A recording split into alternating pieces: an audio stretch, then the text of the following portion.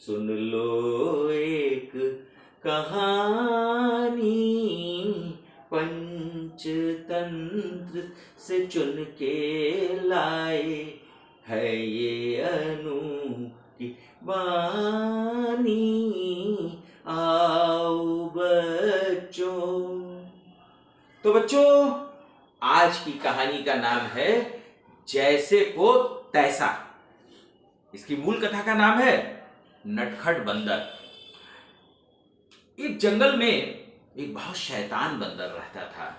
बंदर तो वैसे चंचल होते हैं, लेकिन वो कुछ ज्यादा ही शैतान था। उसने अपने जंगल के सारे जानवरों को नाको दम कर रखा था और उन्हें परेशान करने का कोई भी मौका मिलता था तो उसे हरगिज नहीं छोड़ता था।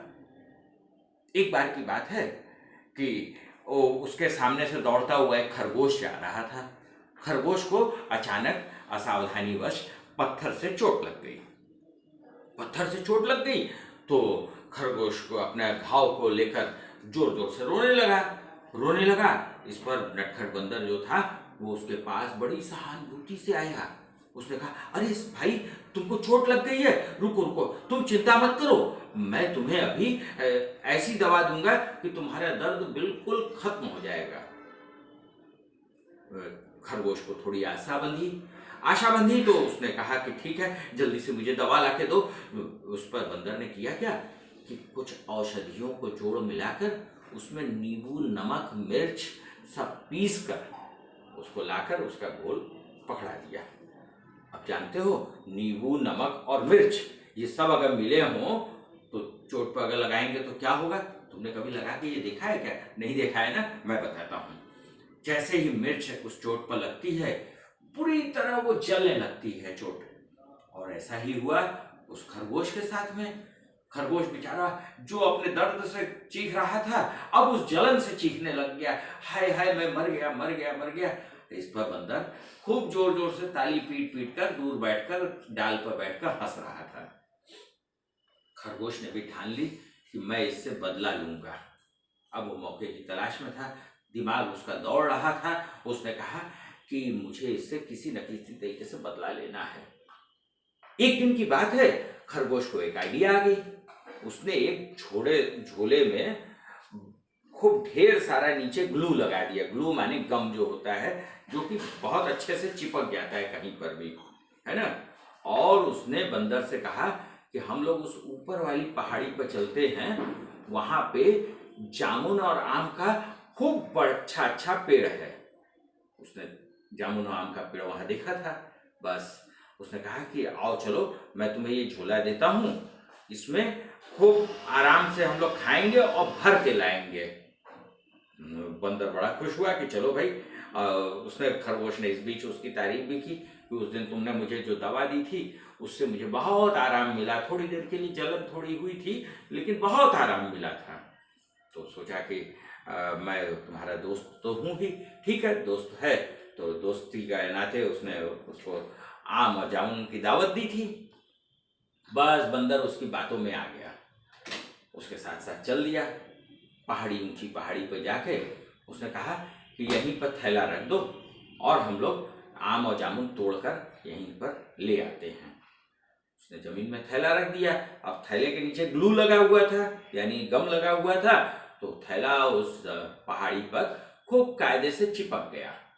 अब वो लाके उसमें आम भर दिए, ढेर सारा जामुन भर लिए।